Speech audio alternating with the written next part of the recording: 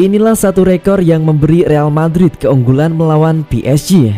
Real Madrid akan mencoba memperbaiki kerusakan akibat kalah 1-0 dari PSG saat kedua tim berlaga di babak 16 besar Liga Champions. Catatan menunjukkan bahwa Real Madrid tidak pernah gagal mencetak gol ke gawang lawan manapun di babak 16 besar Liga Champions di Santiago Bernabeu. Dengan demikian, Los Blancos diharapkan setidaknya mencetak 1 gol atau lebih ke gawang Parisians. Itu memberi kami keunggulan untuk menyeret game ini lebih jauh dan bahkan memenangkannya.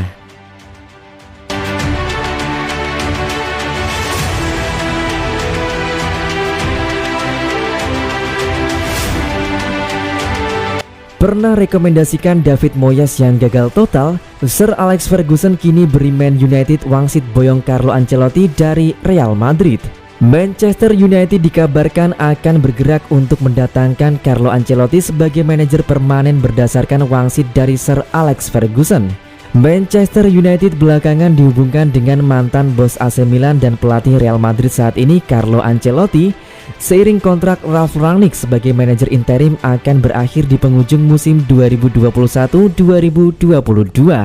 Menurut ESPN, Ancelotti dalam pertimbangan serius Manchester United untuk mengemban tugas sebagai manajer permanen musim depan. Bahkan pihak The Red Devils ingin membuat kesepakatan lebih cepat sebelum musim ini rampung. Selain Ancelotti, nama-nama besar seperti Mauricio Pochettino dan Erik ten Hag kembali mencuat setelah keduanya dikaitkan dengan pintu Old Trafford pasca pemecatan Ole Gunnar Solskjaer November silam. Nama-nama seperti Brendan Rodgers dan Luis Enrique juga digadang-gadang potensial untuk menggantikan Rangnick. Meski begitu, nama Ancelotti lebih menarik buat Manchester United. Pria Italia itu tengah dalam tekanan di Madrid setelah tumbang di leg pertama babak 16 besar Liga Champions kontra Paris Saint-Germain. Sementara mencuat wacana klub ibu kota Spanyol itu hendak menunjuk Pochettino sebagai penerus Ancelotti. Dengan begitu United bisa lebih leluasa mengakuisisi mantan pelatih Bayern Munich tersebut.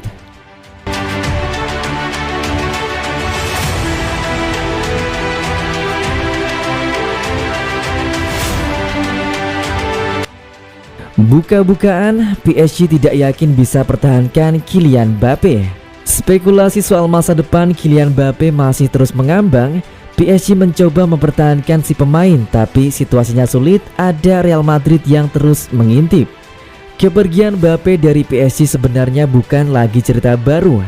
Mbappe punya potensi jadi salah satu pemain terbaik di dunia di masa mendatang, tapi diyakini dia membutuhkan klub top seperti Madrid.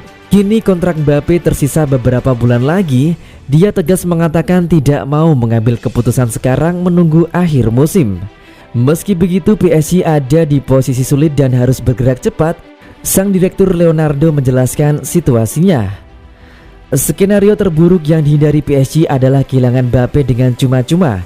Oleh sebab itu mereka terus mencoba menawarkan kontrak baru dalam beberapa bulan terakhir. Sejauh ini Mbappe terus menolak, bersikukuh dengan keputusannya untuk menunggu sampai akhir musim. Situasi inilah yang sulit bagi PSG. Seberapa besar kesempatan kami memperpanjang kontrak Mbappe? Saya tidak bisa mengatakannya dengan pasti, tetapi kami punya peluang, ujar Leonardo. Selama belum ada tanda tangan dengan klub lain, kami akan mencoba melakukan segalanya. Kami akan melakukan segalanya untuk mempertahankan Mbappe. PSG boleh berusaha dan berharap, tapi kali ini keputusan sepenuhnya ada di tangan Mbappe. Dia bisa bertahan dan bermain dengan Messi, Neymar, bisa juga hengkang ke Madrid dan jadi superstar baru di sana. Selain itu, torehan trofi musim ini juga akan sangat berpengaruh.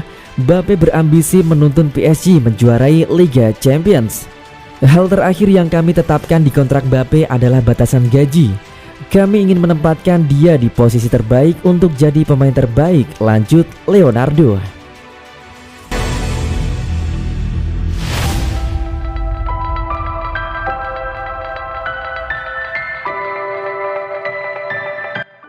Real Madrid dapat dorongan jelang versus PSG. David Alaba sudah mulai berlatih normal. David Alaba absen untuk pertandingan terakhir Real Madrid kontra Rayo Vallecano, tapi sekarang dia tersedia untuk laga melawan Paris Saint-Germain. Carlo Ancelotti bisa bernapas sedikit lebih lega setelah David Alaba mulai kembali berlatih dengan kecepatan dan intensitas yang sama dengan rekan satu timnya di sesi latihan kedua minggu ini, menurut Diario AS. Pemain internasional Austria mengalami cedera kecil pada ototnya selama akhir pekan lalu yang membuatnya absen dalam perjalanan tandang Los Blancos ke markas Rayo Vallecano di laga lanjutan La Liga. Laga yang akhirnya dimenangi pasukan Carlo Ancelotti dengan skor 0-1 berkat gol tunggal Karim Benzema. Selanjutnya Real Madrid akan menghadapi Real Sociedad yang belakangan mulai bangkit dan meraih 2 kemenangan beruntun di 2 laga terbaru mereka di Liga. Dalam laga lanjutan Liga Spanyol pada Minggu 6 Maret dini hari waktu Indonesia Barat di Bernabeu. Tapi kemungkinan David Alaba tidak akan mengambil resiko dan akan diistirahatkan di pertandingan tersebut. Carlo Ancelotti tentu saja ingin memiliki skuad terbaiknya untuk pertandingan yang jauh lebih penting pada pertengahan pekan melawan PSG di leg kedua babak 16 besar Liga Champions pada Kamis 10 Maret dini hari waktu Indonesia Barat. Saat raksasa ibu kota Spanyol wajib meraih kemenangan setelah kekalahan 1-0 mereka di Parc des Princes di leg pertama.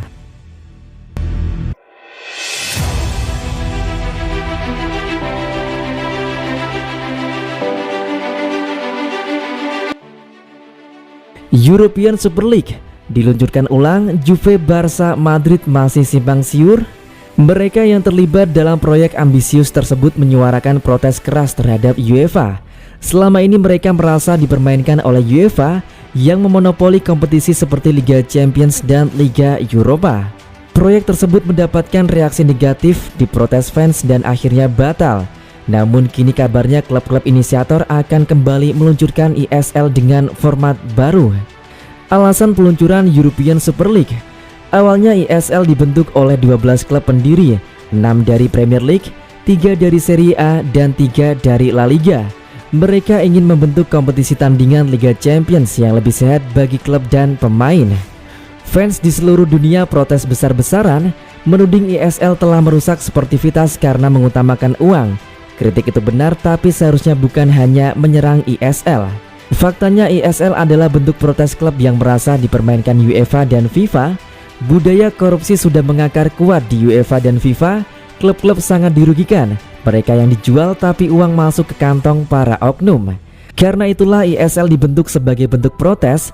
Pengelolaan ESL akan lebih transparan karena melibatkan langsung ke-12 klub sendiri. Terlebih ada investasi besar-besaran di ESL, perputaran uang akan lebih sehat bagi klub dan pemain. Informasi masih simpang siur, ada yang menyebut 10 klub peserta siap berkomitmen.